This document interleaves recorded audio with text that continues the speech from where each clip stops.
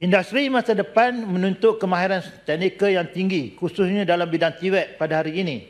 Bukan lagi dianggap sebagai pilihan kelas kedua. Sebaliknya menjadi keutamaan pihak industri yang memerlukan tenaga kerja berkemahiran tinggi dan lebih relevan selari dengan permintaan pasaran kerja moden.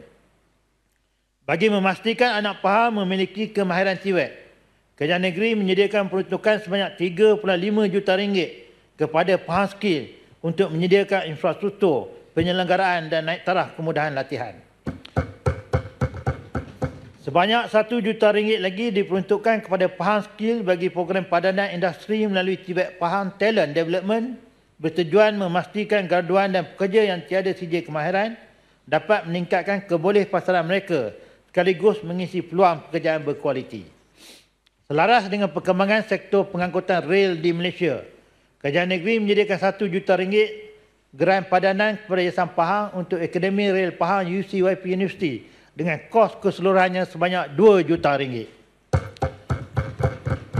Inisiatif ini memberi anak-anak PAHA peluang memasuki industri rel dengan latihan soft skill, terutamanya dalam menyediakan pasaran kerja apabila laluan rel Pantai Timur yang dijangka akan beroperasi pada Januari 2027.